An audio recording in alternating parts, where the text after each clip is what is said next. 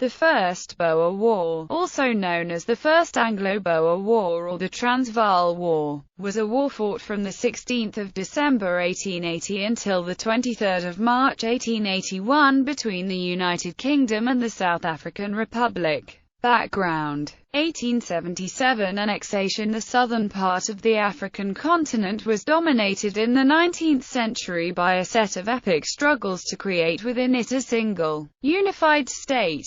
British expansion into southern Africa was fueled by three prime factors. First, the desire to control the trade routes to India that passed around the Cape. Second, the discovery in 1868 of huge mineral deposits of diamonds around Kimberley on the joint borders of the South African Republic, the Orange Free State and the Cape Colony, and thereafter in 1886 in the Transvaal of a gold rush, and thirdly the race against other European colonial powers. As part of a general colonial expansion in Africa, other potential colonizers included Portugal, who already controlled West and East Africa, Germany, and further north, Belgium and France. British attempts in 1880 to annex the Transvaal were their biggest incursions into southern Africa, but there were others. In 1868, the British annexed Basutoland in the Drakensberg Mountains, following an appeal from Moshesh, the leader of a mixed group of African refugees from the Zulu Wars, who sought British protection against both the Boers and the Zulus. In the 1880s, Bechuanaland became an object of dispute between the Germans to the west, the Boers to the east, and the British in the Cape Colony to the south. Although Bechuanaland had almost no economic value, the missionaries' road passed through it toward territory farther north. After the Germans annexed Damaralan and Namaqualand in 1884, the British annexed Bechuanaland in 1885. After the Battle of Bleiauberg, Britain had acquired the Cape of Good Hope in South Africa from the Dutch in 1815 during the Napoleonic Wars. Certain groups of Dutch-speaking settler farmers resented British rule, even though British control brought some economic benefits. There were successive waves of migrations of Boer farmers, first east along the coast away from the Cape toward Natal, and thereafter north toward the interior, eventually establishing the republics that came to be known as the Orange Free State and the Transvaal. The British did not try to stop the Trekboers from moving away from the Cape. The Trekboers served as pioneers, opening up the interior for those who followed, and the British gradually extended the control away from the Cape along the coast toward the east, eventually annexing Natal in 1845. The Trekboers were farmers gradually extending their range and territory with no agenda. The formal abolition of slavery in the British Empire in 1834 led to more organized groups of Boer settlers attempting to escape British rule, some traveling as far north as modern-day Mozambique. Indeed, the British subsequently ratified the two new republics in a pair of treaties. The Sand River Convention of 1852, which recognized the independence of the Transvaal Republic, and the Bloemfontein Convention of 1854, which recognized the independence of the Orange Free State. However, British colonial expansion was, from the 1830s, marked by skirmishes and wars against both Boers and native African tribes for most of the remainder of the century. The discovery of diamonds in 1867 near the Vaal River, some 550 miles northeast of Cape Town, ended the isolation of the Boers in the interior and changed South African history. The discovery triggered a diamond rush that attracted people from all over the world, turning Kimberley into a town of 50,000 within 5 years and drawing the attention of British imperial interests. In the 1870s, the British annexed West Griqualand, site of the Kimberley diamond discoveries. In 1875, the Earl of Carnarvon, the colonial secretary, in an attempt to extend British influence, approached the Orange Free State and the Transvaal Republic and tried to organize a federation of the British and Boer territories to be modelled after the 1867 Federation of French and English Provinces of Canada. However, the cultural and historical context was entirely different, and the Boer leaders turned him down. The successive British annexations, and in particular the annexation of West Griqualand, caused a climate of simmering unease in the Boer republics.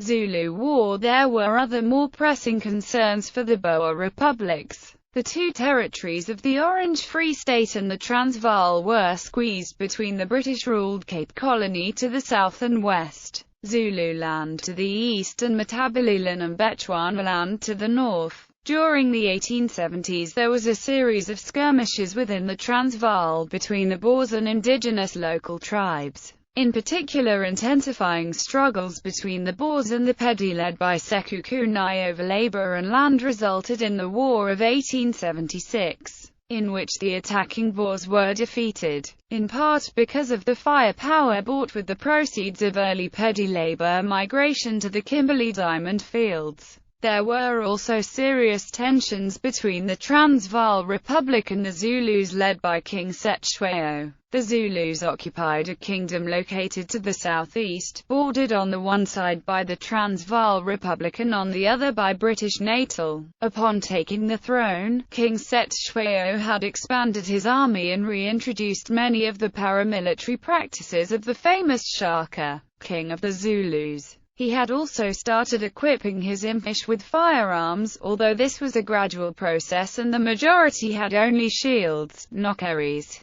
throwing spears and the famous stabbing spear, the assegai. Over 40,000 Zulu warriors were a formidable force on their own home ground, their lack of modern weaponry notwithstanding. King Cetshwayo then banished European missionaries from his land, and there were suggestions that he might also have become involved in inciting other native African peoples to rebel against the Boers in the Transvaal. The Transvaal Boers became more and more concerned, but King Cetshwayo's policy was to maintain good relations with the British in Natal in an effort to counter the Boer threat. In 1877, Sir Theophilus Shepstone, the British Secretary for Native Affairs in Natal, annexed the South African Republic for Britain, using a special warrant. The Transvaal Boers objected, but as long as the Zulu threat remained, found themselves between the proverbial rock and a hard place. They feared that if they took up arms to resist the British annexation actively, King Cetshwayo and the Zulus would take the opportunity to attack. They also feared a war on two fronts,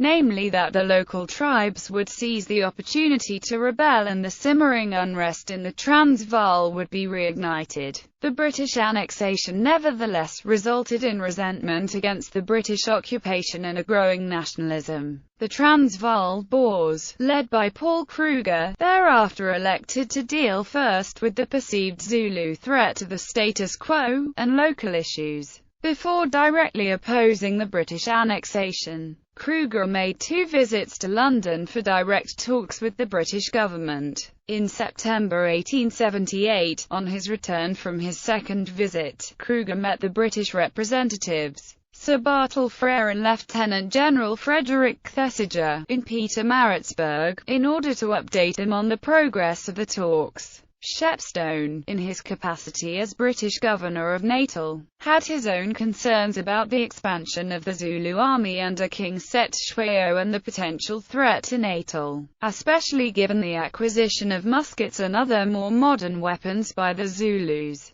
In his new role of administrator of the Transvaal, he was now responsible for protecting the Transvaal and had direct involvement in the Zulu border dispute from the side of the Transvaal. Persistent Boer representations and Kruger's diplomatic maneuverings added to the pressure. There were incidents involving Zulu paramilitary actions on either side of the Transvaal-Natal border, and Shepstone increasingly began to regard King Cetshwayo as having permitted such outrages, and to be in a defiant mood. Invasion of Zululand. Disraeli's Tory administration in London did not want a war with the Zulus. "The fact is," wrote Sir Michael Hicks Beach, the colonial secretary in November 1878, "that matters in Eastern Europe and India were so serious an aspect that we cannot have a Zulu war in addition to other greater and two possible troubles." However, Frere had been sent to the Cape Colony as Governor and High Commissioner in 1877 with the brief of creating a confederation of South Africa from the various British colonies, or republics and native states. He concluded that the powerful Zulu kingdom stood in the way of this,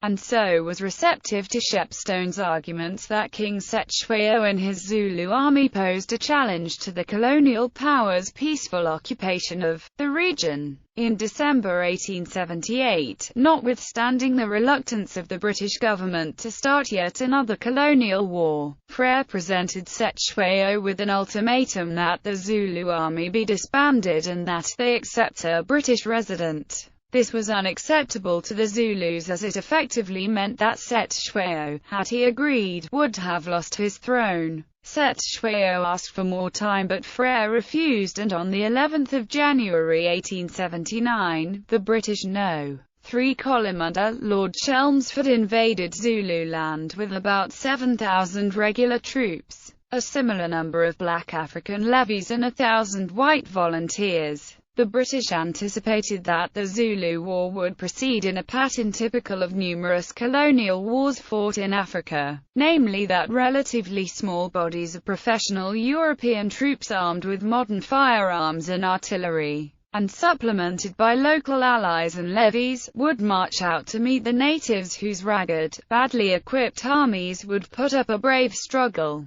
but in the end would succumb to professional soldiers wielding massed firepower. Various locals who from personal experience had great respect for the military capabilities of the Zulus, stressed the need for caution, and in particular strongly advocated defensive tactics such as concentrating firepower from fortified strongpoints such as wagons drawn into a circle, as the Boers had done at the Battle of Blood River in 1838. However, the advice was disregarded, and on the 22nd of January 1879, the British lost more than 1,600 soldiers when a Zulu attack caught them in the open at the Battle of Isandlwana. Shortly after the main battle, a British outpost at Rorke's Drift on the Zululand-Natal border withstood a second Zulu attack with great losses to the Zulus, with the British fighting defensively in and around the stone buildings of a small trading store which had been hastily fortified.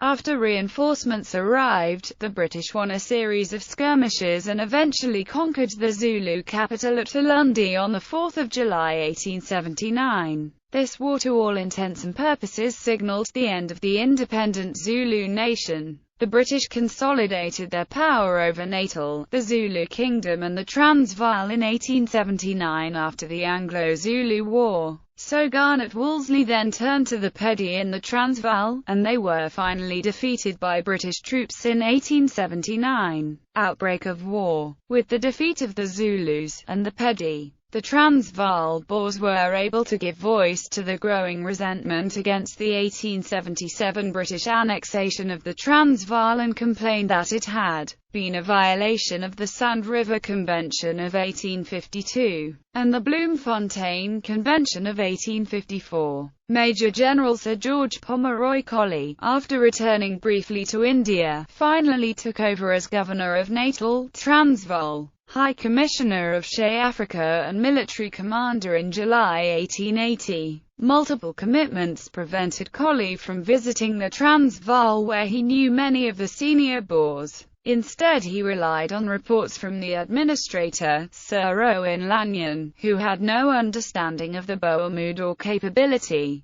Belatedly Lanyon asked for troop reinforcements in December 1880 but was overtaken by events. The Boers revolted on 16 December 1880 and took action at Bronkhorstspruit against a British column of the 94th Foot, who were returning to reinforce Pretoria.